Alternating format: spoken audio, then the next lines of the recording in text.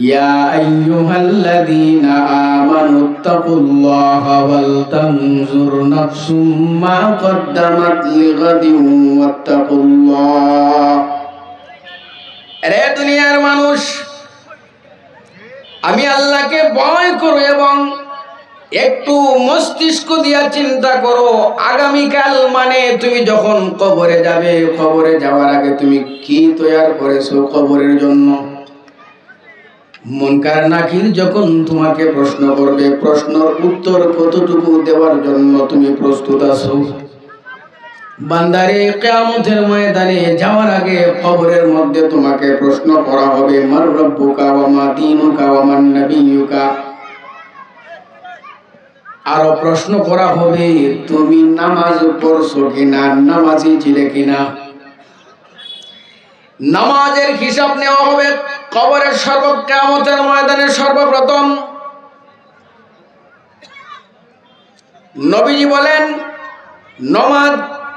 নামাজের হিসাবটা যদি আল্লাহর কাছে সুন্দর হয়ে যায় নবীজির সাহাবী উসমান গনি রাদিয়াল্লাহু তাআলা আনহু বলেন ওই বান্দার পরবর্তী সমস্ত হিসাবগুলো সহজ হয়ে যাবে আমরা চলতে ফিরতে আলোতে অন্ধকারে গুনাহ করি কি করি না এগুলা যদি সমাজে আল্লাহ প্রকাশ করে দিত তাহলে রাস্তা দিয়ে চলার কোনো সুযোগ হতো আল্লাহ তাআলা আপনি আমাদের দোষগুলোকে গোপন করছেন নেক কাজের তৌফিক দিয়েছেন এর চাইতে বড় আর কি নিয়ামত হতে পারে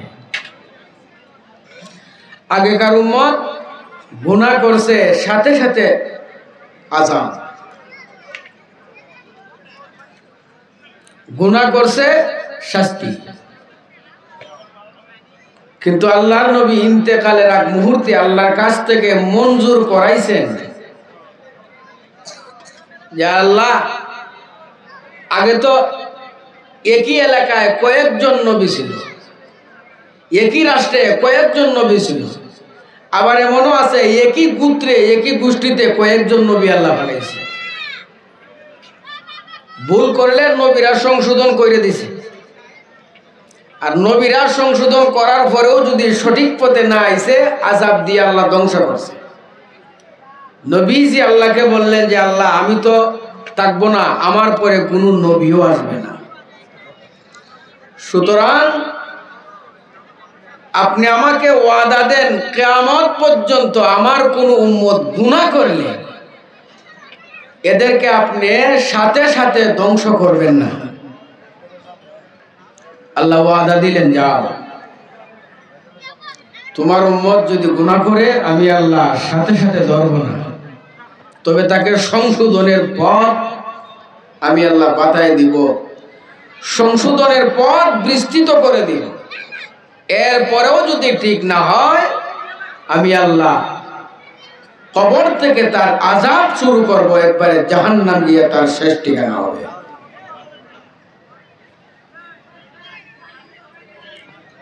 এজন্য সুস্থতা আল্লাহর বড় এক নিয়ামত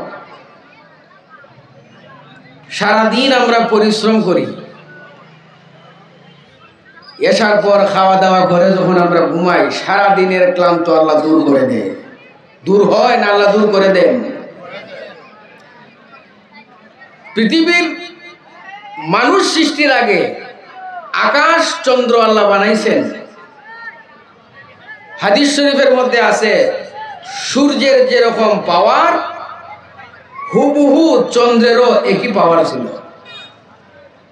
আল্লাহ তাআলা মানুষ বানাইছেন বানাইয়া ফেরেশতাদেরকে হুকুম দিয়েছেন ও ফেরেশতারা আমি আল্লাহ আদর করে বড় মায়া মহব্বত করে আমি আমার কুদরতি হাত দিয়া মানুষ বানাইছি তারা পরিশ্রম করবে রাত্রিবেলা ঘুমাইবে সারাদিন সূর্যের আলোতে ঘুমাইতে পারে নাই রাত্রে একটু বিশ্রাম নিবে আবার চন্দ্রের আলোর কারণে যদি আমার বান্দারা না ঘুমাইতে পারে তাদের কষ্ট হবে আল্লাহ তাআলা সূর্যকে হুকুম দিলেন সূর্য চন্দ্রের যে পাওয়ার এই পাওয়ারটা তুমি নিয়ে নাও আর চন্দ্রের মধ্যে একটা রেখা, একটা দাগ রেখে যাও, যাতে পৃথিবীর সমস্ত মানুষ কিয়ামতের আগ পর্যন্ত তারা জানতে পারে যে সূর্যেরও আলো ছিল, কিন্তু মানুষের ঘুমের বিবেচনা করে শান্তির জন্য আল্লাহ চন্দ্রের আলো সূর্যকে দান করেছেন।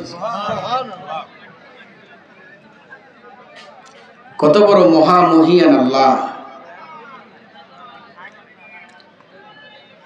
এই জন্য ভাই, আমরা যে দুনিয়াতে আসছি, আল্লাহ তাআলা কিন্তু আগেই বলে দিয়েছেন যে আল্লাহ মউত বানাইছেন, হায়াত দিছেন।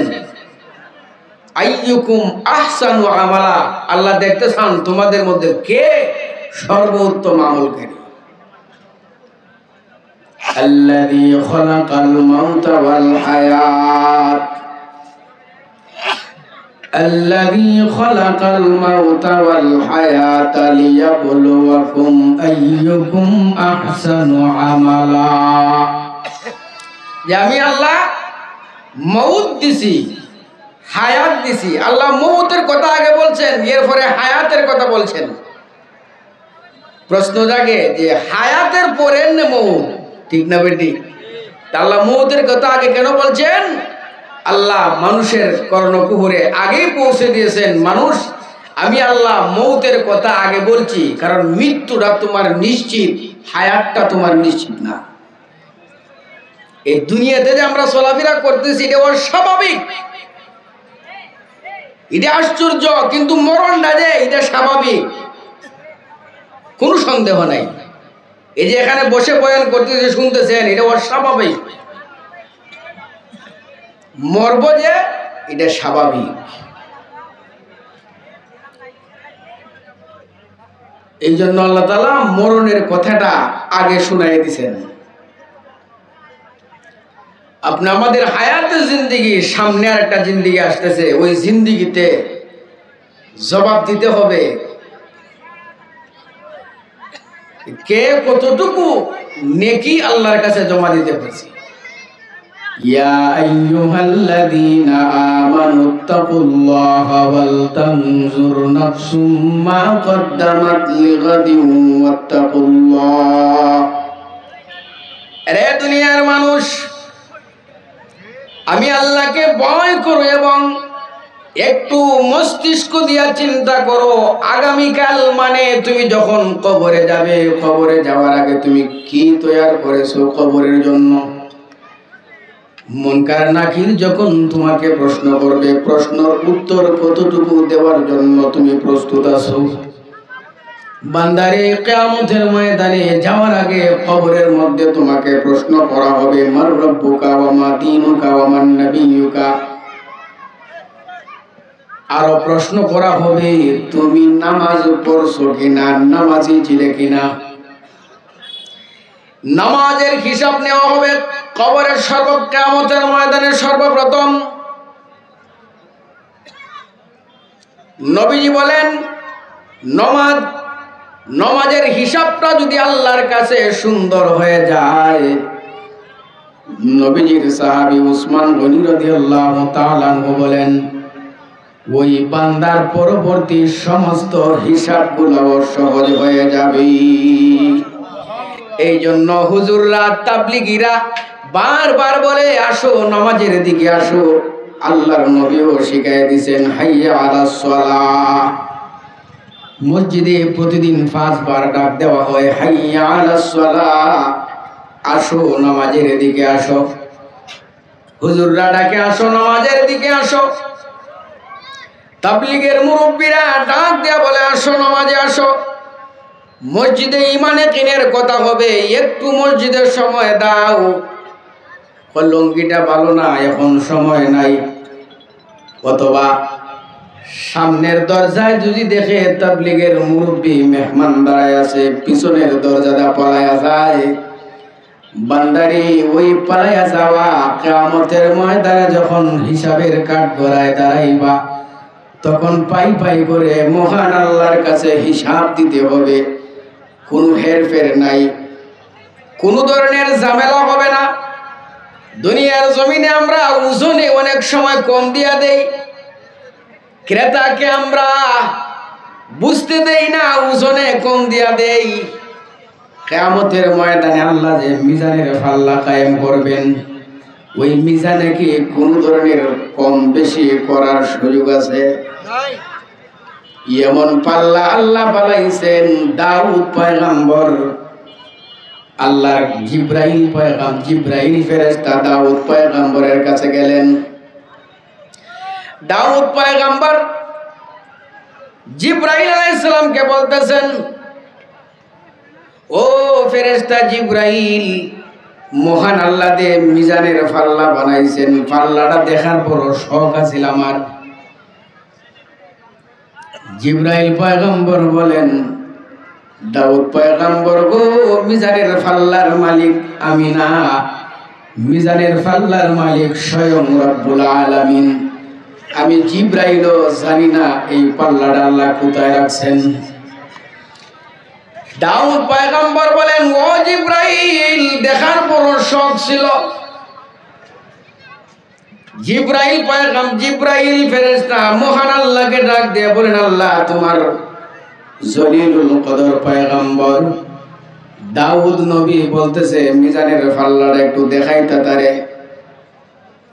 আল্লাহ বলেন, আমার বড় মহব্বতের বান্দা, শুকরগুজার বান্দা দাউদ পয়গম্বর যেহেতু আশা করছে, তার আশাটা রাখা যায় না, দেখায়া দাও। মহান আল্লাহ রাব্বুল আলামিন মিজানের পাল্লা প্রকাশ্যে আনলেন। প্রথম আসমানের নিচে যখন মিজানের পাল্লাটাকে মধ্যখানের মধ্যে রাখলেন, দাউদ পয়গম্বর একটা বার দেখলেন, দেখে সাথে সাথে বেহুশ হয়ে চক্ষু বুজে জমিনে পড়ে গেছেন। মহান আল্লাহ ডাক দিয়ে বলেন, ও দাউদ পয়গম্বর, মিজানের পাল্লা দেখার জন্য তোমার শখ, তোমার বড় আফসোস ছিল, দেখার সাথে সাথে তুমি কেমন করে মাটিতে পড়ে গেলা, হুশ হারায় ফেললা। দাউদ পয়গম্বর বলেন, মালিক গো, ইয়ে তো বিশাল বড় পাল্লা, জিন্দেগিতে কোনোদিন স্বপ্নেও দেখি নাই। আল্লাহ, আমার ভয় লাগে, এত বড় পাল্লা তোমার বান্দারা কেমন করে নেকি দিয়া ভরপুর করবে। সারা জিন্দেগির আমল যদি এক পাল্লায় রাখা হয়, 1 কোটি ভাগের 1 ভাগও তো পড়বে না। মহান আল্লাহ জানায় দিলেন, ও দাউদ পয়গম্বর, আমি আল্লাহ বড় মায়া করে মানুষ বানাইছি। দাউদ রে, ফেরেশতারা পা বানাইছে, পেট বানাইছে, ফাকুস্তুলি বানাইছে, হাত বানাইছে। আমি আল্লাহ ফেরেশতাদেরকে বলছি, ও ফেরেশতারা, মুখ এবং মাথা মস্তিষ্ক তোমরা বানায়ো না, আমি আল্লাহ আমার নিজের কুদরতি হাত দিয়া আমি আমার বান্দার কপাল মুখটা বানাইয়া দিব। রে বান্দা, তোমরা ধরো না, মহান আল্লাহ তার নিজের কুদরতি হাত দিয়া মানুষের পেশানি কপাল বানাইছেন, চোখ বানাইছেন, মুখমণ্ডল বানাইছেন। বানায় বলেন, বান্দারে যা, আমি আল্লাহর কুদরতি হাত তোর কপালে রেখে দিলাম। ওই কপালটা দুনিয়াতে কোনো মাজারের সামনে, কোনো পীরের সামনে মাথা নত করতে পারবে না। যদি আমি আল্লাহ ছাড়া ওই মাথা কোনো জায়গার মধ্যে সেজদা দেয়, শিরিক হবে, শিরিক গুণ আমি আল্লাহ মাফ করব না। এই মাথা আয় কপাল আমি আল্লাহ বানায় দিলাম, ওই কপাল দিয়া দুনিয়াতে যাইয়া আমি আল্লাহর কুদরতি পায়ে তুই সেজদা দিবি। আল্লাহ বলেন, দাউদ রে, ও দাউদ পয়গম্বর, এই যে তুই বিশাল বড় পাল্লা দেখতেছো আর বলতেছো এই পাল্লা কেমনে পড়ব। দাউদ, আমি আল্লাহ আমার বান্দার সৃষ্টি করছি। আমার বান্দা যদি ইখলাসের সাথে একবার পড়ে সুবহানাল্লাহ, কি পড়ে? সুবহানাল্লাহ। ও দাউদ পয়গম্বর, আসমানের নিচ থেকে জমিন পর্যন্ত তাহতা সারা, কোরআনের ভাষায় বলা হয় খালি জায়গা। একবার সুবহানাল্লাহ পড়লে আমি আল্লাহ আসমান থেকে জমিন পর্যন্ত সমস্ত খালি জায়গা তার বান্দার নেক আমল দ্বারা ভরপুর করে দিব। এ দুনিয়া মুসাফির খানা মুমিন জানো না, এই দুনিয়া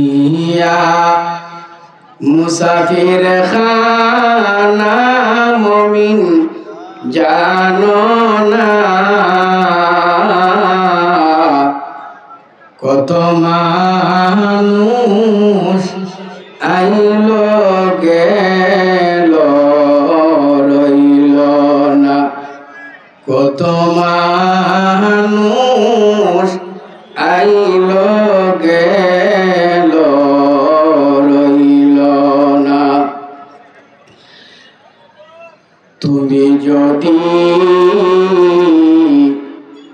মাফ না করো আল্লাহ বান্দারে, তুমি যদি মাফ না করো আল্লাহ বান্দারে, বলো তোমার বান্দা যাবে কারদারে, বলো তোমার বান্দা যাবে কারদারে। দুনিয়া মুসাফির খানা মুমিন জানো না, কত মানুষ আইলো গেল রইল না। দাউদ পয়গম্বর খুশি হয়ে গেলেন, আল্লাহ আমি ভাবছিলাম এত বড় নেকের পাল্লা বান্দা কেমন করে পড়বে, আল্লাহ গো তুমি সত্যি রহমান সত্যি রহিম।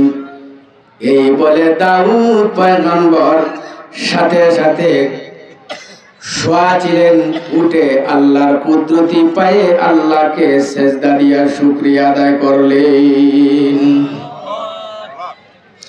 এই জন্য ভাইয়ের আমার, আগামীর জিন্দেগি, ভবিষ্যৎ জিন্দেগি, সামনের জিন্দেগি, আমরা বলি আরো 20 বছর বাঁচবো, 40 বছর বাঁচবো, এখনো তো দাড়ি ভাগছে না। যুবক বলে এখনো বিবাহ করছি না, বিবাহ যদি করে ছেলে বিয়া করাইছি না, মেয়ে বিয়া দিছি না, এখনো মরবো না, সময় আছে। যুবক সময় নাই, সময় নাই। মহান আল্লাহ রাব্বুল আলামিন তার নবীকেও জানান নাই নবী কোন সময় মারা যাবে। যদি মরণের খবর মানুষ জানতো, সবার আগে নবী জানার কথা ছিল, ঠিক না বেঠিক? নবীরও আল্লাহ জানান নাই। ইমাম মালিক রহমতুল্লাহি আলাইহি ইস্তেখারা করে ঘুমায়, সারা জীবন হাদিস পড়াইয়া জীবন শেষ করে দিয়েছেন। ক্বালা হাদ্দাসানা কোরআনের তাফসীর হাদিস পড়াইয়া জীবন একদম সায়নে চলে আইছেন, বৃদ্ধ হয়ে গেছে, দুর্বল হয়ে গেছি। আল্লাহর কাছে মুনাজাত করে, আল্লাহ গো আমার মরণটা যাতে এই মদিনায় নবীজির রওজার পাশে হয়। জীবনের শেষ আশা, আল্লাহ কোন আশা তোমার কাছে নাই, একটা মাত্র আশা, আমার মরণটা যাতে মদিনার মাটিতে হয়। আল্লাহুম্মা রযুকনা শাহাদাতান ফি সাবিলিক ওয়াজআল মাউতানা ফি বালাদি রাসূলিক। ইমাম মালিক দোয়া করেন, মনে বড় আশা, হজ করবেন, ডরাইয়া হজেও যায় না, ভয় করে, না জানি মক্কা যখন তওয়াফ করি, মক্কায় যদি যায় আর মরণটা যদি মক্কায় হয়ে যায়, তাহলে তো নবীজির পার্শ্বে আমার মরণটা হবে না। এই বয়ে হজেও যায় না। ইস্তেখারা করছে কত বড় আলেম, ইস্তেখারা কইরা ঘুমাইছে যে আমি আর কতদিন থাকবো, এই বছর হজটা সম্পর্কে করতে পারবো কিনা। আল্লাহ তুমি আমারে জানায় দাও, কমপক্ষে যদি আমার 6 মাস সামনে থাকে তাহলে তো মোটামুটি হজটা, জীবনের শেষ হজটা করতে পারবো। ইস্তেখারা কইরা ঘুমাইছেন। ইস্তেখারা কইরা যখন ঘুমাইলেন, আল্লাহর নবী, বিশ্ব নবী রহমাতুল লিল আলামিন ইমাম মালিকের ঘুমের ঘরে হাজির হয়ে গেছেন। নবীজি বলতেছেন, এ আমার মায়ের উম্মত, এই 5টা আঙ্গুল নবী দূর থেকে কিভাবে দেখাইছেন, এরে আমার উম্মত ইমাম মালিক, এই দেখো 5টা আঙ্গুল। এই বলে নবীজি চলে গেছেন। ইমাম মালিকের পেরেশানি বাড়ছে। ইস্তেখারা কইরা ঘুমাইছে, উনি কতদিন থাকবেন জানার জন্য নবী দেখাইছে 5 আঙ্গুল। ঘুম থেকে উঠার পর 5 লইয়া ব্যাখ্যা শুরু করছেন। কি ব্যাখ্যা হতে পারে? 5 বছর, 5 মাস, 5 দিন, না 5 ঘন্টা, না 5 সপ্তাহ, এমন ব্যাখ্যার ভিতরে পড়ে গেছেন, মিলাইতে পারেন না। তৎকালীন যুগের শ্রেষ্ঠ স্বপ্নের একজন ব্যাখ্যাকারক ছিলেন আল্লামা ইবনে সিরিন রহমতুল্লাহ আলাইহি। উনার একটা স্বপ্নের ব্যাখ্যা বাংলায় বাইরে পাওয়া যায়, দেখবেন ইবনে সিরিন। উনি তৎকালীন যুগের শ্রেষ্ঠ একজন স্বপ্নের ব্যাখ্যাকারক ছিলেন, খুব ভালো স্বপ্নের ব্যাখ্যা দিতেন, সবাই চিনে ইবনে সিরিন রহমতুল্লাহ আলাইহি। স্বপ্নের ব্যাখ্যা দিতেন। স্বপন এটা কয়েক ধরনের হয়। একটা হয় আল্লাহর পক্ষ থেকে, এটাকে বলা হয় রহমানি। আর একটা হচ্ছে শয়তানি, এটা শয়তানের পক্ষ থেকে দেখায়। আর একটা হলো জিসমানি, যে দেখবেন দিনে ফুটবল খেলে, রাত্রে ঘুমাইছে, পরের দিন আবার খেলা আছে, রাজহাঁস খাসি বিভিন্ন টিভি দিয়ে খেলা, ঘুমাইছে পরের দিন খেলবো, স্বপ্নে দেখে যে খেলা শুরু হয়ে গেছে, দেখে যে তার পায়ের কাছে বল, এমনি সে বলের মধ্যে দিছে এক লাত গে পড়ছে, পালঙ্গের কুলি পাও ভাঙে গেছে। এরকম ঘটনা আমি নিজে দেখছি। এটা হলো জিসমানি। আর শয়তানি স্বপন কিছু আছে, দেখবেন আপনার লইয়া ঘুরাইতেছে। শিবপার আল্লামা আব্দুল হাই রহমতুল্লাহ আলাইহি, চিনছেন না? শাইখুল হাদিস। উনি উমরনগর মাদ্রাসায় বুখারী পড়াইছেন, সৈয়দপুর মাদ্রাসায় একাধারে 27 বছর বুখারী পড়াইছেন। অনেকে চিনে না শিববাসার আল্লামা আব্দুল হাই। তিনি একদিন বলছিলেন যে এক লোক ঘুমায় দেখে, ওই যে দেখছেন না বনরুটি, দেখছেন না বনরুটি চা দিয়া দেখায়, স্বপ্ন দেখে বনরুটি খাইতেছে। ঘুম ছুটছে, বনরুটি মুখো, দেখে যে বালিশের খুনাহের মুখের ভিতরে। এরকম কিছু আবুল তাবুল স্বপন শয়তানে দেখায়। আর কিছু স্বপন আছে আল্লাহর পক্ষ থেকে আল্লাহ তাআলা দেখায়। ইবনে সিরিন রহমতুল্লাহর কাছে এক লোক গেছে, গিয়া হুজুর সর্বনাশ, লাগে লাগে 3 দিন এক স্বপ্ন দেখছি। কি স্বপন? দেখি যে আমার গোরের নিচ থেকে শুধু আগুন উঠে। হুজুর এগুলা দেখলে আর বরদাস্ত করতে পারি না, 3 দিন দেখলাম। হুজুর বলেন তোমার বাড়িটা কোন দিকে? বললে যে আপনার বাড়ি থেকে সোজা উত্তর দিকে। উনি বলছেন তোমার ভাগ্য বড় ভালো, তোমার পূর্বপুরুষ যারা ছিল তোমার ঘরের নিচে কিছু স্বর্ণ মুদ্রা রেখে গেছে, যেগুলার হকদার একমাত্র তুমি। আল্লাহ তোমার স্বপ্নে দেখাইতেছেন নিচ থেকে তুমি তোমার ঘরের মাটি সরাও, নিচে অনেক গুপ্ত ধন তোমার পূর্বপুরুষ রেখে গেছে, এগুলো পাইবা। খুশি না বেজা? বেটা দৌড়ে আইসে বাড়ি, এই বউরে হয় আর খামো যেমন লাগতো না, উদার উদার সব ফেলাই দিয়ে খাম হয়ে গেছে। কি না, রাইতো দিনও তো মানুষে দেখে ফেলবে। রাত্র হইছে, কফি বাতি জ্বালাইয়া ফালং টালং সব বাই করে যখন খুব শুরু করছে, কয়েক হাত যাইতে দেখা যায় সত্যি স্বর্ণ মুদ্রা। অনেক স্বর্ণ মুদ্রা পাইছে, বেচারা ধনী হয়ে গেছে। ঘটনা কমে কয়েক মাস পর তার পার্শ্ববর্তী ঘরের আরেক লোকের স্বপ্নে দেখছে যে তার ঘরও নিচ থেকে আগুন উঠতেছে। স্বপন এটা মারাত্মক জিনিস। একটা কথা বলে যাই, স্বপন যার তার কাছে বলবেন না। স্বপন ঘুম থেকে উঠে যাকে আপনার সর্বপ্রথম বলবেন সে যেটা বলবে এটা ওই মোটামুটি 90% হয়। এক লোকের স্বপ্নে দেখছে তার সন্তানে কোরআন শরীফের মধ্যে প্রস্রাব করে দিছে। দেখার আপনার বালা, সে চিন্তায় সর্বনাশ, না জানে আমার সন্তানের কি হয়, কোরআন শরীফ প্রস্রাব করে দিছে। গেছে আশরাফ আলী থানভী রহমতুল্লাহের কাছে, হুজুর আমার সন্তান এই অবস্থা। আশরাফ আলী থানভীর কাছে যাওয়ার আগে তার বিদ্যুৎ ফেরেশানি আরেক মুরব্বীরে কইছে যে ভাই চাচা আমি দেখলাম আমার ছেলে কোরআন শরীফ প্রস্তাব করে দিতেছে, স্বপ্নের ব্যাখ্যাটা আমার ভিতরে শান্তি নাই। বলি সর্বনাশ হয়েছে, তোর ছেলের লজ্জাস্থানে পচে যাব।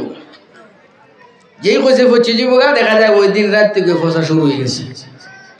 গেছে আশরাফ আলী থানভী রহমতুল্লাহের কাছে, হুজুর এই স্বপ্ন দেখছিলাম, একজনের কাছে বলছিলাম, সে বলছিল ফসে যাবে, এখন ফসে যেতেছে। আশরাফ আলী থানভী বলতেছেন তুমি মারাত্মক ভুল করেছো, তার কাছে কেন তুমি স্বপন বললে? এই স্বপনের ব্যাখ্যা তোমার ছেলেকে আল্লাহ তাআলা হাফিজে কোরআন বানাইবে। দেখবেন স্বপ্ন অনেক সময় রাত দিন তফাৎ হয়ে যায়। ওই লোক দেখছে যে তার ঘর থেকেও নিচ থেকে আগুন উঠতেছে। সে কি করছে যে আমার পার্শ্ববর্তী ঘরের বাইরের ঘরের নিচ থেকে আগুন উঠছে, হুজুরে কই দিয়েছে স্বর্ণ, আমারও একই স্বপ্ন নিচ থেকে আগুন, তাইলে তো আমার আর জিগাইয়ের দরকার নাই, শুরু করো। বেচারাও রাত্রে খুব শুরু করছে, কুবাইতে 10 হাত গেছে। দেখা যায় যে শুধু মাটি, কিছু ভাবা যায় না। ব্যাপার কি? রাগে পরের দিন সকালে গেছে ইবনে সিরিন রহমতুল্লাহ গেছে, হুজুর এই জন্য আপনারা হুজুরেরা দেখতাম পারি না। এরকম আসেনি না, এখনো আসেনি যে আপনারা হুজুররা দুই জাতের কথা কন, এই হুজুরে কই ভাই আর এই হুজুরে কই ভাই। লিখিত হয়েছে কুলে বলো। বলি আমার পার্শ্ববর্তী ঘরের ভাই স্বপ্নে দেখছে তার ঘর থেকে আগুন উঠে, আপনি ব্যাখ্যা দিচ্ছেন যে তার ঘরের নিচে স্বর্ণ আছে। হুবহু একই স্বপ্ন আমি দেখছি, আমিও খুব শুরু করছি, আমি দি ভাইলাম না। আশরাফ আলী হযরত ইবনে সিরিন রহমতুল্লাহ বলেন, শুনো ভাই, স্বপ্ন গরমের দিনের স্বপ্ন এক ধরনের হয়, শীতের দিনের স্বপ্ন আর এক ধরনের হয়, রাত 12টার আগের স্বপ্ন এক ধরনের হয়, রাত 12টার পরের স্বপ্ন এক ধরনের হয়, ডান করোটের স্বপ্ন এক ধরনের হয়, বাম করোটের স্বপ্ন এক ধরনের হয়। তোমার পার্শ্ববর্তীর ঘরের বাইরে দেখছে স্বপ্ন, সেটা ছিল শীতকাল। আর শীতকাল মানুষের জন্য আগুন বড় উপকারী। আর এখন কয়েক মাস চলে গেছে, গরম চলে আইছে, ফ্যান ছাড়া ঘুমানি যায় না, বাহিরে ঘুমাইতে হয়, কত গরম। আর এই গরমের দিনে নিচ থেকে আগুন উঠা মানে তোমার বিপদ আইতেছে। সুবহানাল্লাহ বলবেন না? আল্লাহর ওলি ইমাম মালিক রহমতুল্লাহি আলাইহি স্বপ্নে দেখলেন আল্লাহর নবী, বিশ্ব নবী ভাবে 5 আঙ্গুল দেখাইছেন, কোন কথা নাই চলে গেছেন। ঘুম থেকে উঠে সন্দিহান হয়ে গেলেন, 5 আঙ্গুল দিয়ে আমারে কি বুঝাইলো নবীজি? এটা 5 মাস, 5 বছর, 5 সপ্তাহ, 5 দিন, কি বুঝবো? লজ্জায় ইবনে সিরিনের কাছেও যায় না, খাদিম রে পাঠাইছে। খাদিম এত বড় আলেম, উনার খাদিমও বড় আলেম। খাদিম রে ডাক দিছে, এদিকে আয়। খাদিম আয় কইছি, হুজুর বলে যা ইবনে সিরিনের কাছে যা, গিয়া আমি যে স্বপ্ন দেখছি ইমাম মালিক আমার নামটা বলবে না, গিয়া বলবে মক্কার জমিনে আল্লাহর এক বান্দা স্বপ্নে দেখছে নবীজি তারে 5 আঙ্গুল দেখাইছে, এটার ব্যাখ্যা কি হতে পারে? ঠিক আছে হুজুর, সাবধান, আমি যে দেখছি এই কথা কিন্তু বলিস না। খাদেম গিয়া বলেন, ও আল্লামা ইবনে সিরিন, বহু দূর থেকে মক্কার জমিন থেকে আপনার কাছে আসলাম। আল্লাহর ওলি গো, মক্কার জমিনে আল্লাহর এক বান্দা স্বপ্নে দেখছে নবীজি তারে এইভাবে হাতের 5 আঙ্গুল দেখাইছে, এটার ব্যাখ্যা কি হতে পারে? ইবনে সিরিন রহমতুল্লাহি আলাইহি বলেন, যিনি স্বপ্ন দেখছেন নাম বলো। এই বলে উনি কলম নিলেন হাতে, খাতা নিলেন হাতে, নাম লিখবেন, ব্যাখ্যা দেখবেন। লোকটারে বলতেছে নাম বলো। লোকটা যে স্বপ্ন দেখছে তার নাম কি? হুজুর, নাম তো বলা যাবে না, নিষেধ। ইবনে সিরিন রহমতুল্লাহি আলাইহি বলেন, যদি নাম না বলো স্বপ্নের ব্যাখ্যা বলাও নিষেধ। কারণ নাম অনুযায়ী, মানুষের তক্কা অনুযায়ী স্বপ্নের ব্যাখ্যা দিতে হবে। নাম নিয়ে আসো, তবে শুনে যাও, শুনে যাও। তুমি কে জানি না বলতেছো, মক্কার জমিন থেকে কষ্ট করে আমি ইবনে সিরিনের বাড়িতে আসলাম। শুনো একটা কথা, আল্লাহর বান্দারে, এই যে নবীজি 5টা আঙ্গুল যারে দেখাইছি, বর্তমান যুগে আসমানের নিচে জমিনের উপর ইমাম মালিক ছাড়া দ্বিতীয় অন্য কোনো ব্যক্তি নাই যে এমন স্বপ্ন দেখবে। ইমাম মালিক ছাড়া এই স্বপ্ন দেখতে পারে না কেউ। খাদিন চুপ করে গুড়ার উপর সওয়ার হইয়া ইমাম মালিকের কাছে আবার চলে গেলেন। হুজুর, নাম না বললে স্বপ্নের ব্যাখ্যাও বলবে না, তবে নামটা উনি নিজেই বলে দিছেন। আমি কিন্তু আপনার হুকুম ছাড়া জবান নড়াই নাই। ইমাম মালিক বলেন, নামটা যেহেতু জেনেই ফেলছে তাহলে বলে দে, আমি দেখছি। আবার খাদেম গেলেন, গিয়া বলতেছেন, বলেন স্বপ্নের ব্যাখ্যা বলেন। ইমাম মালিকই দেখছে। ইবনে সিরিন রহমতুল্লাহি আলাইহি বলতেছেন, ইমাম মালিককে গিয়া বলিও আল্লাহর নবী 5 আঙ্গুল দিয়া ইশারা করে দিয়েছেন, ও ইমাম মালিক, 5টা জিনিসের জ্ঞান একমাত্র আল্লাহ ছাড়া পৃথিবীর কোন সৃষ্টি জীবকে আল্লাহ ক্ষমতা দেয় না। কোন সময় মরবে, কি সামনে খাইবে, মায়ের গর্ভের বাচ্চা ছেলে না মেয়ে হবে, এটা আল্লাহ ছাড়া কেউ বলতে পারে না। এবার আপনারা বলবেন, হুজুর আল্ট্রাসাউন্ড করে পাওয়া যায়? পাওয়া যায় না? তুই আল্লাহর কথা মিলল কেমনে? আল্লাহ বলেন, ইয়াখরুজু মিন বাইনিস সুলবি ওয়াত তারাইব। এই যে নাপাক বীর্য, এটা তাকে পুরুষের মেরুদণ্ডে, ভিতরের যে বাহিরের যে পিছনের হাড়, ইয়াখরুজু মিন বাইনিস সুলব বলা হয়, এখান থেকে যখন নির্গত হয়, মহান আল্লাহ বলেন পুরুষের মেরুদণ্ড থেকে যখন নাপাক পানিটা বার হয়ে যায়, মহান আল্লাহ বলেন ওই সময় এটা ছেলে হবে না মেয়ে হবে তখনও আল্লাহ ভালো করে জানেন। কি হবে, কি খাবে, কখন বৃষ্টি হবে, এইগুলা জ্ঞান আল্লাহ ছাড়া কেউ জানেন না। এই জন্য ভাইয়ের আমার বলছিলাম, আপনি আমাদের সামনে একটা জিন্দেগি সামনে আসতেছে, ওই জিন্দেগির জন্য কতটুকু নিজেকে আমরা ফিট করছি। কারণ কিয়ামতের ময়দানে আল্লাহর হুকুম ছাড়া, নবীজির ভালোবাসা ছাড়া, নবীজির শাফাআত ছাড়া কেউ জান্নাতে যাইতে পারবে না। নবীর মহব্বত কি পরিমাণ ভিতরে ঢুকাইছো ও মুসলমান, নবীর মহব্বত কি পরিমাণ ভিতরে ঢুকাইছো। কারণ নবীর অনুমতি ছাড়া কোন নবীও আল্লাহর তৈরি জান্নাতে যাইতে পারবে না। আদম পয়গম্বর জান্নাতের গেইটে গিয়ে ডাক দিবেন, ও জান্নাতের ভিতরের প্রহরীরা দরজাটা খোলো। কে গো তুমি? আমি আল্লাহর পয়গম্বর আদম, আসছি, জান্নাতে প্রবেশ করব। ভিতর থেকে আওয়াজ আসবে, এখনো সময় হয় না, একটু অপেক্ষা করেন। আরো কয়েকজন নবী যাবে, হুদ আলাইহিস সালাম, সালেহ আলাইহিস সালাম, নূহ আলাইহিস সালাম, শীস আলাইহিস সালাম। এইভাবে যাওয়ার পর বলবেন, আপনারা যাচ্ছেন, চাবি কই? জান্নাতের তো একটা চাবি আছে, চাবি তো আমাদের হাতে না, চাবি তো আপনাদের কাছে থাকার কথা। বলি চাবি আমাদের কাছে নাই, চাবি হলো বিশ্ব নবী রাহমাতুল লিল আলামিনের কাছে। ইনি এখন কই আছে? ভিতর থেকে ফেরেশতারা বলবেন, ও পয়গম্বরেরা, শেষ নবী যার কাছে আল্লাহ চাবি দিবেন জান্নাতের, ওই নবী এখন কোথায় আছে? নবীগণ ডাক দিয়া বলবেন, ফেরেশতারা রে, ওই নবী উম্মতি উম্মতি বলে হাসরের মাঠে ডাইনে একবার যায়, বামে একবার যায়। উম্মতের জন্য পাগল করা হয়ে গেছে। উম্মতের দিক নির্দেশনা না পাওয়ার আগ পর্যন্ত ওনার কদম জান্নাতের দিকে আগাবে না। ভিতর থেকে বলা হবে যতক্ষণ পর্যন্ত বিশ্ব নবী জান্নাতের গেটে না আসবেন ততক্ষণ পর্যন্ত অপেক্ষা করতে হবে। মুসলমান, আমি আমার নবীরে কতটুকু মহব্বত করালাম। আমার নবীরে বিভিন্নভাবে বিভিন্ন তবকায় বিভিন্ন নিয়মে অনেক সময় মারাত্মক গোপনে ইলাইয়া বিলায়া নবীর অপমান করে, এরকম জনগণ বাংলাদেশে আছে না নাই? কোন সময় ইসকনের নাম দিয়ে আসে ইসকন একটা সন্ত্রাসী গোষ্ঠী।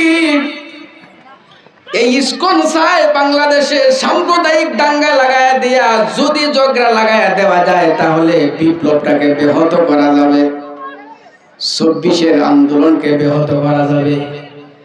ভাইয়ের আমার, ভারতের বিজেপি তার নির্দেশনায় ইসকন বাংলাদেশে যেই কাজ শুরু করছে, মুসলমান ধৈর্যের পরিচয় দিতেছে, ঠিক কিনা? একজন মুসলমান অ্যাডভোকেট দিবালুকে প্রকাশ্যে আদালতের সামনে হত্যা করে ফেলছে, কিন্তু মুসলমান আইন তাদের নিজের হাতে উঠায় নাই, ঠিক না বেটি? মুসলমান নিজের হাতে আইন উঠায় না, মুসলমান আইনকে শ্রদ্ধা করে। এই জন্য ইসকনের দেওয়া ফাঁদে মুসলমান পা দিবে না। তবে রাষ্ট্রীয়ভাবে যদি কোনো আঘাত বাংলার জমিনের উপর আসে, ৭১ আমার পূর্বপুরুষ, আপনার পূর্বপুরুষ নিজের শরীরের রক্ত দিয়ে দেশ স্বাধীন করছে, ২৪-এ আবার করছে। প্রয়োজনে ভারতের আগ্রাসনকে বন্ধ করার জন্য আবার যদি যুদ্ধের মধ্যে নামতে হয়, কে দেশের জন্য নিজের রক্ত রাজপথে দিতে রাজি আছে?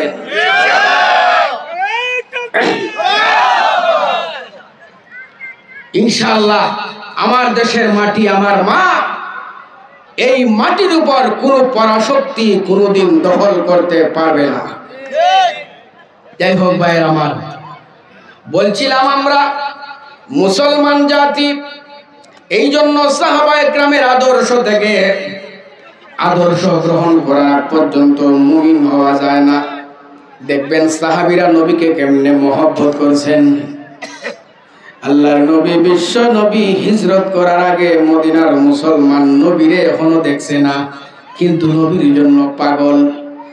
আরে কোন দিন জানি হিজরত করে নবী মদিনায় আসবে, আর মদিনার নবীর চেহারা কানা একবার দেখবো, এই বলে মদিনার পুরুষ নারী শিশুরা সব সময় কাঁদত। মারা তার সন্তানকে ওয়াজ করত, ও সন্তান, নবীজির চক্ষু মুবারক এরকম, নবীজির দাড়ি মুবারক এরকম, নবীর চেহারা এরকম, নবীর পোশাক এরকম। নবীর মহব্বত যদি রাখে সন্তান, আল্লাহ জান্নাত দিবেন। এইভাবে সন্তানদেরকে ওয়াজ নসিহত করে শোনাইতেন। আল্লাহর নবী, বিশ্ব নবী যখন হিজরত করে মদিনায় আসবেন, মদিনার উপত্যকায় যখন আগমন করলেন, মদিনায় খবর হয়ে গেছে যে নবী মদিনার উপত্যকায় আগমন করছে।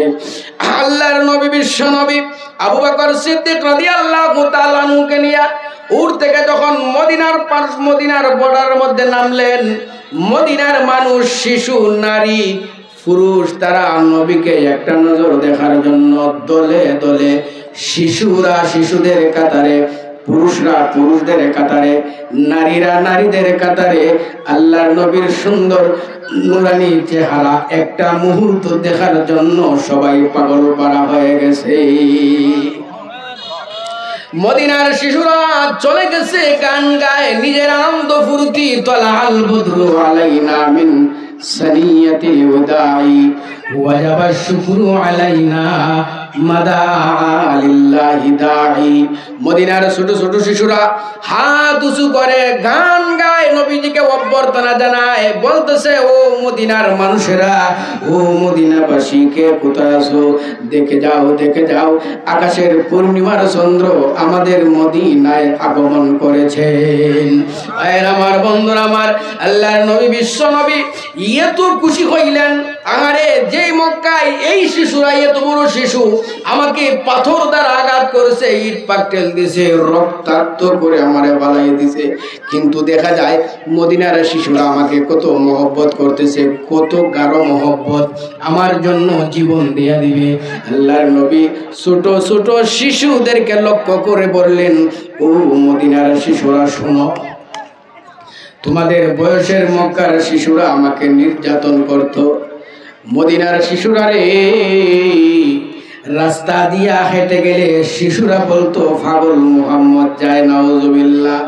ও মদিনার শিশুরা, তোমরা যেইভাবে আমাকে ভালোবাসতেছো, অভ্যর্থনা স্বাগতম জানাইতেছো, মদিনার শিশুরা রে তোমরা কি আমাকে চিরদিনের জন্য এইভাবে ভালোবাসবে, না মক্কার শিশুদের মতো কিছুদিন পর আবার তোমরা গালিগালাজ শুরু করে দিবে, ইট পাটকেল দেওয়া শুরু করবে?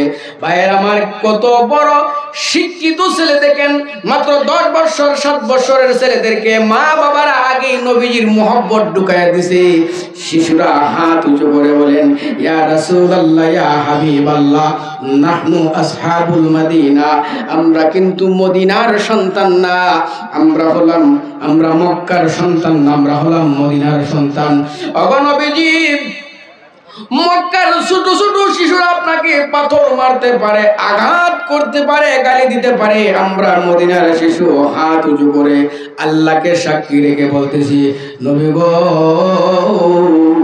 আপনার ডানে থাকবো, বামে থাকবো, সামনে থাকবো, পিছনে থাকবো, তথাপি আপনার শরীর থেকে একটা ফোঁটা রক্ত কোনোদিন ঝরতে দিব না।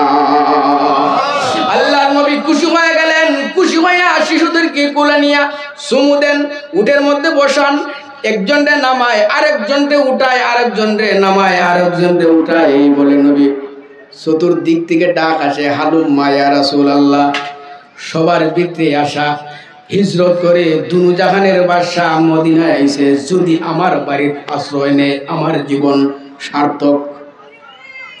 চতুর্দিক থেকে ডাক আসে, নবী গো, আমার বাড়িটা একটু বড় আছে, আমার বাড়িতে আছেন, আমার 2টা ঘর আছে, ঘরে থাকতে পারবেন?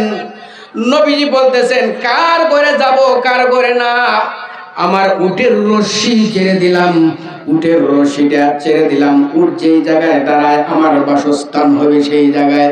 নবীজি উটের রশি ছেড়ে দিলেন, উট হাঁটতেছে হাঁটতেছে, হাঁটার পর এক পর্যায়ে আবু আইয়ুব আনসারী রাদিয়াল্লাহু তাআলা আনহুর বাড়ির উঠানের সামনে উট যাইয়া সাইরো ট্যাং বিছাইয়া সে বসে পড়ে যায়। আবু বকর চাবুক দিয়ে আঘাত করে উঠে না। জিব্রাইল বলতেছেন, ইয়া রাসূলুল্লাহ, এই উটনিকে আর চাবুক দিয়ে আঘাত করলে কাজ হবে না গো নবীজি, এই যে বাড়িতে আসছেন, এই বাড়িটা আপনার জন্য মহান আল্লাহ সাজেস্ট করে দিয়েছেন, এখানে আপনি থাকবেন। এইটা আরেক ঘটনা আছে, আরো 400 বছর আগে এক বাদশা আল্লাহর নবীর নামে খরিদ করে দিয়ে গিয়েছিলেন। এই বাদশা সে ছিল কাফের, মদিনা আইসে একদিন সফর, খেজুর গাছ দেখার জন্য আইসা দেখে শুধু সুঘ্রাণ। তো ফাদরিরে জিগাইল যে এই যে এলাকার মধ্যে ঢুকার পরই দেখা যায় শুধু সুঘ্রাণ, ব্যাপারটা কি? বলি, তাওরাত কিতাবের মধ্যে আছে ওই এলাকায় একজন নবী জন্ম নিবেন মক্কায়, হিজরত করে শেষ বাসস্থান হবে মদিনায়, উনি ওই মদিনায় থাকবেন। বলি, কোন বাড়িতে থাকবেন? বলি, বাড়ি নাই, যেখানে আশ্রয় পাবেন সেখানেই থাকবেন। তখন ওই বাদশা বলতেছে, উনি অবশ্যই একজন মহা মানব হবেন, মহা একজন শিক্ষক হবেন, ওনার জন্য যদি আমি কিছু খেদমত করে যাইতে পারতাম। উনি কি করছেন? তৎকালীন যুগে ওই বাড়িটা খরিদ করছে। বাড়ি খরিদ করিয়া আল্লাহর নবী দুনিয়াতে আসেন নাই, 400 বছর আগে কাউলা লেখছে, কাগজের মধ্যে লেখছে যে মোহাম্মদ ইবনে আব্দুল্লাহ নামে আমি বাদশা এই বাড়িটা খরিদ করে দিয়ে গেলাম। তোমরা যেই বংশ পরম্পরা এই বাড়ির মালিক হইবা, তুমি মরে গেলে তোমার ছেলের কাছে, সে মরে গেলে তার ছেলের কাছে, তার ছেলের কাছে, তার ছেলের কাছে, এইভাবে কাগজটা যদি পৌঁছানো হয়, এইভাবে ফসতে ফসতে ফসতে শেষ পর্যন্ত এই কাগজটা ইয়ে পড়ছে আবু আইয়ুব আনসারী রাদিয়াল্লাহু তাআলা। আল্লাহর নবীর সাহাবী আবু আইয়ুব আনসারীর বাড়িটা ছিল দোতলা।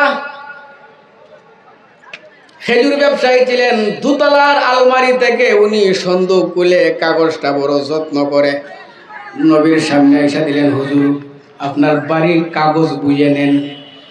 নবীজি বলতেছেন, ও আবু আইয়ুব আনসারী, এটা কি তোমার বাড়ি না?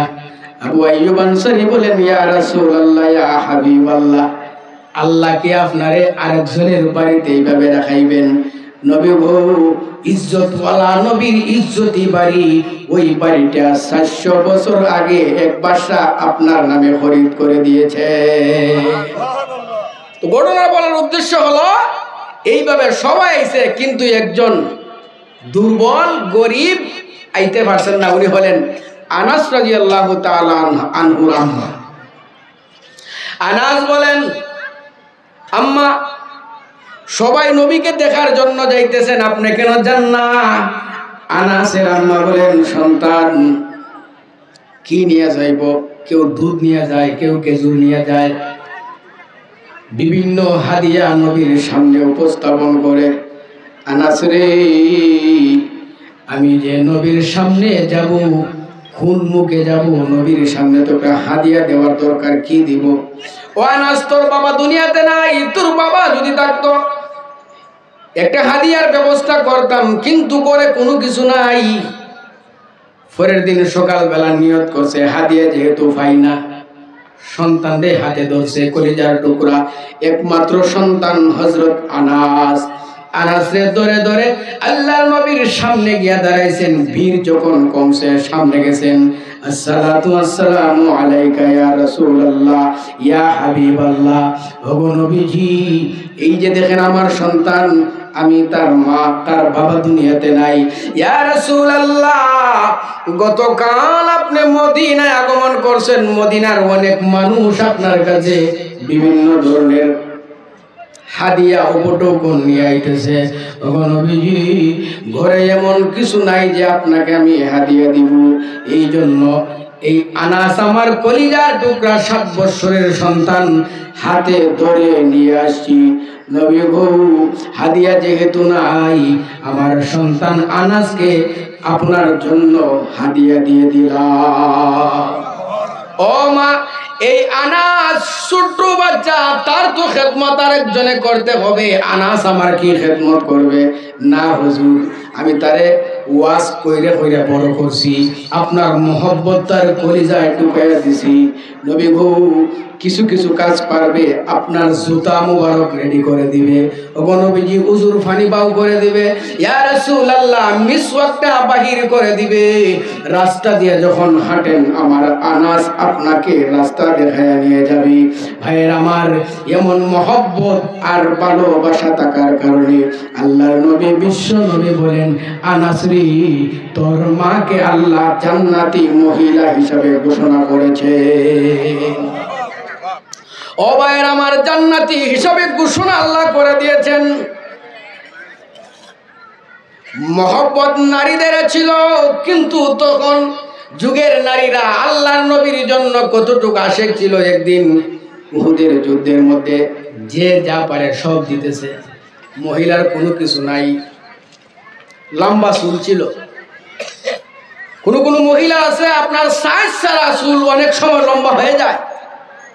ওই মহিলারও চুল লম্বা ছিল। দেখতেছে কেউ টাকা, কেউ পয়সা, স্বর্ণ, কেউ ঘরের টিন করে নবীজির হাদিয়ার মধ্যে শরীক হইতেছে। এই মহিলা কি দিবে কিচ্ছু পাইতেছে না, মাথারে খামাইছে। খামায় চুলগুলোর মুডের মধ্যে নিয়া আল্লাহর নবীর কাছে মাথাটারে ডাকিয়ে গেছে, ইয়া রাসূলুল্লাহ, ইয়া হাবিবাল্লাহ, নেন। আল্লাহর নবী বললেন, এগুলা তো মাথার চুল। ইয়া রাসূলুল্লাহ, আমার মাথার চুল মুন্ডন করে আপনার হাতে দিয়ে দিলাম। নবীজি বলেন, মা গো, তোমার মাথার চুল দিয়া যুদ্ধের ময়দানে কোন কোন কাজ আসবে, কি কাজ আমি করব? মহিলা বলেন, নবী গো, ঘরে কোনো কিছু নাই, ইয়া রাসূলুল্লাহ দেওয়ার মতো আমার কোনো যোগ্যতা নাই। ওগো নবীজি, এই চুল আপনার কাছে আমি দিয়ে দিলাম, কোন মুজাহিদের, মুসলমানের কোন সাহাবীর গুড়ার লাগাম যদি ছিঁড়ে যায়, আমি মহিলার চুলগুলা অনেক লম্বা আছে, এইগুলারে ফাঁকাইয়া ফাঁকাইয়া গুড়ার রশি হিসাবে ব্যবহার করবে। ও ভাইরা আমার, বন্ধুরা আমার, আল্লাহর নবীর প্রতি যদি মহব্বত কারো হয়ে যায়, আল্লাহ তার খুশি খুশি হয়ে যায়। উহুদের ময়দানে 70 জন সাহাবী শাহাদাত বরণ করেছেন। 69 ছিল, এর মধ্যে একজন সাহাবী ছিলেন, তার নাম ছিল হানজালা। সবেমাত্র বিবাহ করছেন কিছুদিন আগে, জানাবতের ফরজ গোসল করার জন্য ঘাটে গেছেন। এই সময় শোনা যায় কেউ আসুনি নবীর আশিক, যুদ্ধের ময়দানে আল্লাহর নবী মারাত্মক বিপর্যয়ের সম্মুখীন হয়ে গেছে। সাহাবী গোসল পানিতে নামার কথা ছিল, পানিতে নামেন নাই, লঙ্গিটা করে যাইয়া স্ত্রীর কাছে উড়াই দিয়ে বলতেছেন, স্ত্রী তরবারিটা দেও। কি করবেন? বলে আল্লাহর নবী মারাত্মক যুদ্ধের ময়দানে বিপদের সম্মুখীন হয়ে গেছেন। স্ত্রী বলতেছেন, ওগো স্বামী, ফরজ গোসল রেখে তো জমিন দিয়ে হাঁটা যায় না। জানেননি মাসলা? গোসল যদি ফরজ হয়, এই ফরজ গোসলের আগে জমিন দিয়ে হাঁটবেন না। জমিন আপনাকে ধিক্কার দেয়, জমিন বদদুয়া দেয়। জমিন দিয়ে হাঁটা যায় না, জমিন কম্পন শুরু হয়ে যায়। স্ত্রী বলতেছেন, ওগো স্বামী, আপনাদের যুদ্ধের ময়দানে যাবেন, গোসল তো ফরজ, গোসলটা করেই যান। সাহাবী ডাক দেয়া বলেন, স্ত্রী গো, কার জন্য গোসল দিব, যে নবী নাই? স্ত্রী, গোসল দিব কার জন্য, নবী যদি না থাকে? তরবারিটা তাড়াতাড়ি দাও। তরবারি লইয়া একটা দৌড় দিলেন যুদ্ধের ময়দানে। কয়েকটা বেঈমানকে জাহান্নামে পাঠাইয়া নিজেও শহীদ হয়ে গেলেন। 70 জন সাহাবী শাহাদাত বরণ করেছে। উহুদের মাঠে এখনো গেলে 70 জন সাহাবীর কারাবন্দী কবর পাওয়া যায়। নবীজি দুইজনের কবরে এভাবে শোয়াইতেছেন। প্রতি 2 জনের কবর নবীজি ঘোষণা করছেন যে প্রতি 2 জনের কবরের মধ্যে দেও। এমন সময় ওই মহিলা আল্লাহর নবীর কাছে গেলেন, ইয়া রাসূলুল্লাহ, ইয়া হাবিবাল্লাহ, আমার নবী, আমার স্বামী গোসল ফরজ ছিল, আপনার কথা শুনে গোসল করে নাই। নবী গো, দেখেন তো শহীদ না আছে। ইয়া রাসূলুল্লাহ, আপনার মহব্বতে, আপনার প্রেমে যদি মারা যায়, শহীদ হয়ে যায়, খোদার কসম আমার কোনো দুঃখ নাই। আর যদি ইয়া রাসূলুল্লাহ বেঁচে থাকে, বাড়িতে নিয়ে গোসল করাইব। মরে গেলে, শহীদ যদি হয়ে যায়, নবী গো, তারে গোসল ছাড়া দাফন দিয়েন না। আল্লাহর নবী বলেন, দেখো তো আমার হানজালার লাশ, অথবা জীবিত না মৃত আছে, কোথায় দেখো? অনেকক্ষণ খোঁজাখুঁজির পর দেখা যায় নাই। 34টা কবর করছে। 35 নম্বর কবরে একজন শোয়াইছে, আর একজন ঢুকাইবে, পাওয়া যায় না। দেখো কোথায়? হঠাৎ করে দেখা যায় বৃষ্টির পানির মতো নবীর দাড়ির মধ্যে পুরা পানি পড়ছে। আল্লাহর নবী আকাশের দিকে তাকাইলেন। আকাশের দিকে তাকায় দেখেন হাজার হাজার ফেরেশতারা হাউজে কাউসারের পানি দিয়া গোসল করাইয়া আকাশ থেকে লাশ বহন করে নবীজির দরবারে নিয়ে আসতেছে। লাশ নিয়ে আনলেন, ইয়া রাসূলুল্লাহ, গোসল দিতে হবে না, গোসল আসমানে হয়ে গেছে। নবীর প্রেমে জীবন দিছে, ফরজ গোসল করে নাই, আল্লাহ গোসল ফেরেশতাদের মধ্যে হাউজে কাউসারের পানি দিয়ে দেওয়াইছে। বন্ধুরা, নবীর মহব্বত প্রেম যদি ভিতরে ঢুকাইতে পারো, জান্নাতের জামিন স্বয়ং আল্লাহ হয়ে যায়। এই জন্য ভাইয়ের আমার, আমি বলছিলাম এই দুনিয়া টাকার জায়গা না, যেহেতু যাইতে হবে পরকালে, যাওয়ার আগে আগে যদি আপনি আমাদের সামানা জোগাড় করে না যাইতে পারি আমাদের উপায় হবে না। এই জন্য আল্লাহ বলেন ইন্নাল্লাযীনা আমানু ওয়া আমিলুস সালিহাত কানাত লাহুম জান্নাতুল ফিরদাউসি নুজুলা। আল্লাহ বলেন ও দুনিয়ার মানুষ, এই দুনিয়ার জমিন থেকে দুইটা জিনিস লইয়া যদি কবরে যাইতে পারো রে বান্দা, ইমান আমল। জুড়ে কোন ইমান আমল। ইন্নাল্লাযীনা আমানু ওয়া আমিলুস সালিহাত, ইমান আর আমল দুইটা লইয়া যদি কবরে যাইতে পারো, আল্লাহ বলেন লাহুম জান্নাতুল ফিরদাউসি নুজুলা, আমি আল্লাহ এদেরকে চিরস্থায়ী জান্নাতুল ফিরদাউসের মেহমান বানাইব। ও ভাইয়ের আমার,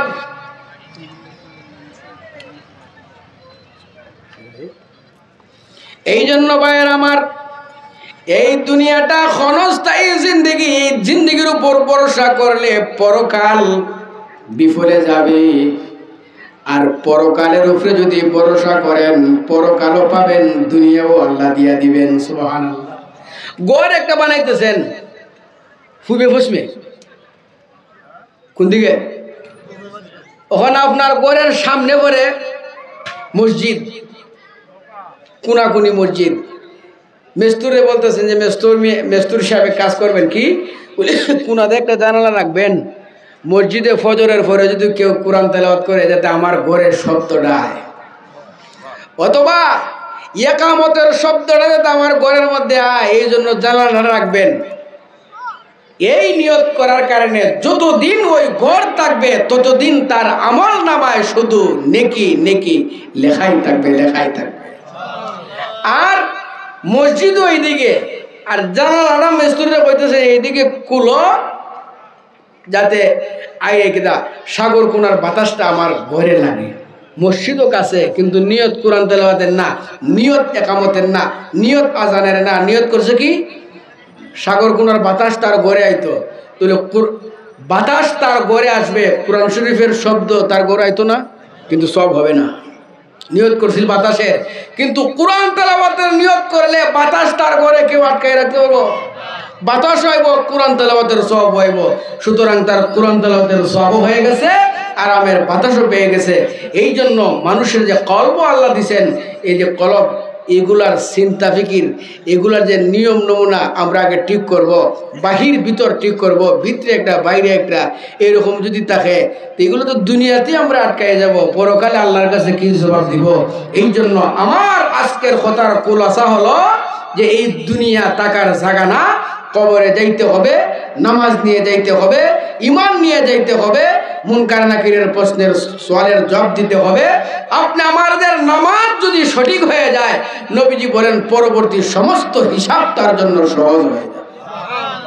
এই জন্য আল্লাহ তাআলা আপনি আমাদের সবাইকে 5 ওয়াক্ত নামাজ যথাযথভাবে আদায় করার তৌফিক দান করুক। সবাই এখন আমিন। ওয়া আখিরু দাওয়ানা আলহামদুলিল্লাহি রাব্বিল আলামিন।